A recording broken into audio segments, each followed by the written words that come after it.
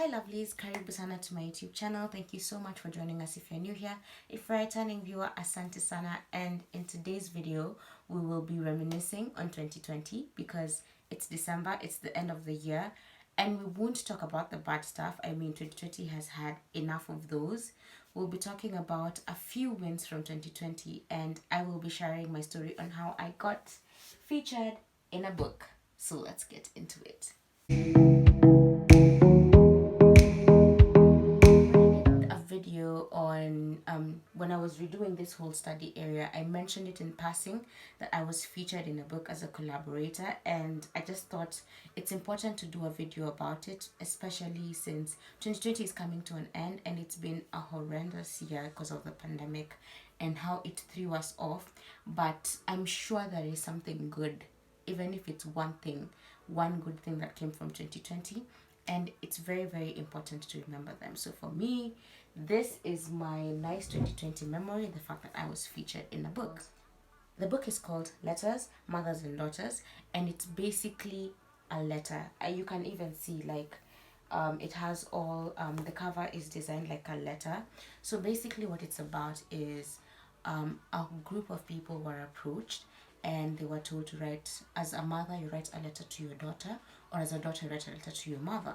So how we came about this opportunity is my aunt works in this publishing company, and she approached my mom and was like, hey, there's this book that's being put together and we're publishing it, and I think you should write a letter to your daughter. And my mom was like, oh, cool, okay.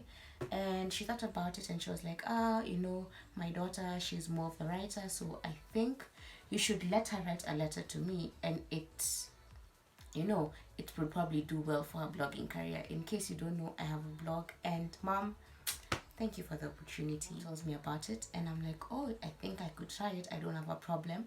So at that particular time, it was just, okay, I'll do it. I don't think it had hit me that it's going to be in a book. So we corresponded with the person who was doing the collection of the articles, and I wrote my letter and I shared it, and she was like, cool, we received it, we'll let you know, we'll keep you updated on the progress. Mind you, this is about 3 years ago. Yeah, it's about 3 years ago. So the next thing is, after we wrote the articles, we were supposed to do a photo shoot because it's very pictorial. Let me show you. There's a lot of pictures in the book and it looks very interesting to read. So let me just open mine. So we had to go for a photo shoot. We went to, it was optional, you could have your own personal pictures taken by your own photographer, but they offered to offer a photographer, and we had our pictures taken. Wow, I cannot find the page. And when we were having this taken, we went to Bobby Paul Photography in Village Market, had the pictures taken, and then it was like, it's a wrap. Okay, found it. So this is one of the pictures that was taken. I know, I look so cute. This is 21-year-old me. Very, very nice. Like, this dress is really, really amazing. Yeah, so we had the pictures taken. We had it taken with my mom. And after the photo shoot, it was more of, we'll keep you posted on when the book comes out. So for that year, nothing much happened. We were just like, hi, we're working on the book. Publishing a book is very expensive. So there was no pressure. So it's just like, yeah, they're updating us, they're telling us, we're working on the book, we're getting it put together, we're having the pictures, deciding on even things as simple as the paper to use is a lot. Thinking about the cover, the design. So it took about 2 years of corresponding and being like, we're working on it, until sometime late last year when we got the email and we're like, the book is ready, so you guys should get ready for a launch. The book was first being launched in South Africa, then they were gonna come to Kenya and launch it. So when they started talking about a launch, I was like, cool, so we just go somewhere fancy and we have something to eat and we see the book and then we go home. That's just what it was in my head. Apparently there was a whole theme. It was an Ascot high tea theme. It was very British, like it was very, very extra. So you have to think about outfits, you have to think about what you're gonna wear, and you're supposed to bring it because you're not a collaborator in a book going over there looking basic. So we went, looked for a tailor. I looked for my outfit on Pinterest and gave it to the tailor, and the tailor was like, okay, I can do this. And then my mom gave details of her outfit, and we waited for the dresses to be made. Now, Nairobi tailors, that's a whole other story, but our dresses made it in time.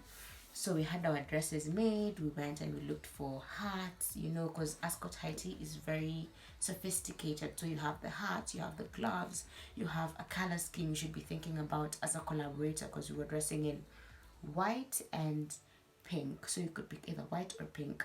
So I'll put a picture here so that you see what we looked like. So once we got our outfits ready, the next thing was now to actually get ready for the launch. So you are sent email correspondence before so that you can invite your friends, how much it will cost your friends, to send their information in advance so that they can book the tables. They tell you about the venue. The venue was at Zen Garden, very, very beautiful location. I mean, I'd never been there. I absolutely loved it. And so basically all that info.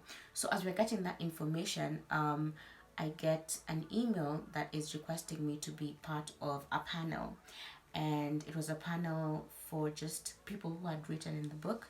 And it was daughters and mothers, and just talking about some of their rising issues. So they send you the question beforehand, and basically they're asking you, would you be willing to speak on the panel? So at that point, you're just like, yeah, cool, because you have no idea who's going to come for the launch. I mean, in my mind, a launch was not a huge deal, which was probably something that I should have taken into consideration. But a launch was just, we go, we eat, we meet people, we meet other collaborators, and then we go home. So I accepted to be part of the panel. And as I accepted to be part of the panel, my aunt, who made this happen, calls me someday and tells me about how when they were launching the book in South Africa, something I said was quoted by an interviewer. And I was like, really? I was like, no way. And she was like, yeah. So she tells me about it on phone. It's a conversation. And then the conversation ends. So all through, I think it was building up to the time that it would actually hit me. Oh my God, there is work that you have written that is going to be in a book forever and ever, and people are going to read it. So on the day of the launch is probably when it hit me, because when we got to the launch, there were so many people. This was in I think March, before COVID happened. I think it was on March 7th, because the lockdown in Kenya happened in March 13th. So it was probably like the weekend before the lockdown. Yeah, I think, I'm not very sure, but I think it was March 7th. So when we're getting to the launch, I get there and I see people I see on the news. I see the head of, was it Red Cross and the family, and then I see the person who is emceeing is Caroline Mutoko. I mean, I had seen it on the poster, but I saw her in real life. I was like, no, I only heard you on Kiss, and I've seen you on YouTube. I've never seen you in real life. So I was like, oh my God, this is actually happening. So we get to the launch, we're shown our table, and funny thing is we were fasting, so we didn't even get to enjoy the Zen Garden food, because at that time we were doing the Daniel fast. So we just had water, and we listened to the conversations, and the people were talking about putting together the book. I mean, putting together a book is no mean feat. It is so much work, and you can see it's a pictorial book. So you're dealing with the cost of even retaining the quality of the images in the book, and making sure everything is fine, deciding on the cover. This book business, it's not easy. So please, people, don't be getting PDFs. Buy the book, support the author, because it's a lot to bring this thing. It's a lot to put together a book, to write a book. It's not a joke. Anyway, back to the story.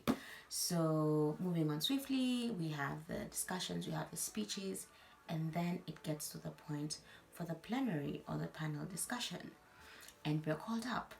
So the way when you're going on stage, when you're in the audience, you always feel like when you're on stage, you can't see everyone. I got there and I could see everybody. I could see everyone. I could feel everyone's eyes on me. And we were like 6 ladies, because it was like 3 daughters and 3 mothers talking about what we had written. And it just felt like, oh my goodness, this is so nerve-wracking. But you know, Caroline Tokoro is an amazing, amazing moderator. So she made us feel so comfortable, and the questions were sent in advance. And we just spoke about what we thought, what we felt, what we wrote, and it was so beautiful. I mean, I'll put a picture here so that you can see again. It was really, really amazing. So after the plenary, I got off stage and I walked into the audience, and I hear people telling me you spoke so well, and I'm like, really? I thought I was very nervous, and I see my mom, and my mom is smiling.